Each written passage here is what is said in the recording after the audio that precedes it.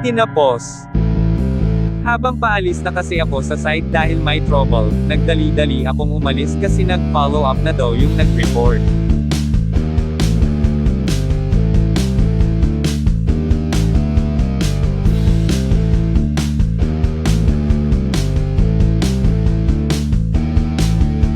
Makikita nyo naman na mabagal lang ako mag-drive hanggang sa makarating ako sa site namin.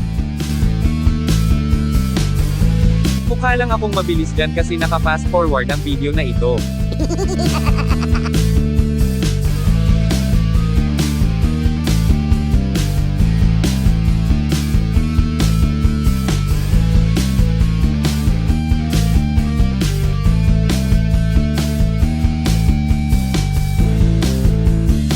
Pagdating ko nga ay gumagana naman at hindi naman nag-error at elevator pero isa-isa ko pa din chinek para makasigurado mahirap na at baka bumalik ulit ako sa nakaraan.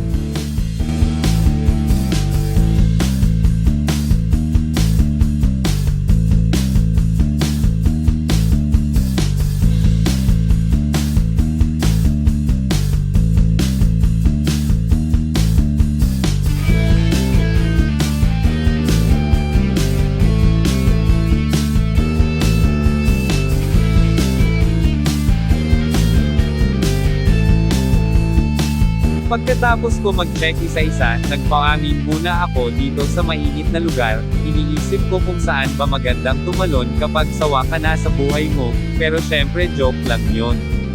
Pagkatapos ko magpahangin sa initan sabi ko, alright. Pagdating ko sa baba gagawa na sana ako ng report para mai-report ko na din sa GC namin kung sino ba talaga ang killer, para ma-update na din sila, ngunit, datapwat, supposed to be, cannot be, dumating na din ang dalawang pogi kong kasama, alam na daw nila kung sino ang killer, pero ayaw pa nila sabihin kasi baka namalik mata lang daw sila, scary. At dahil makukulit kami na pagpasyahan namin na mag-check kung talaga bang hindi na uulit ang nangyari, mahirap na masabihan ng 2 beses na yan.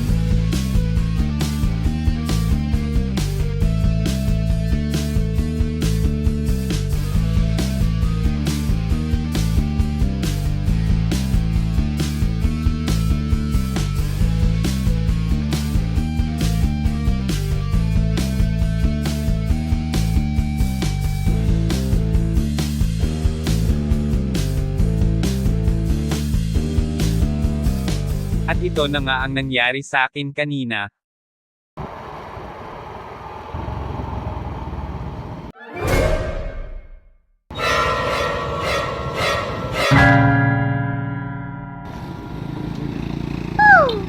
Buti na lang at mabilis ang reflection ng katawan ko at naaninag ko kaagad siya. Maraming salamat, mukhang nasayang ko ulit ang 3 minutes ng buhay nyo.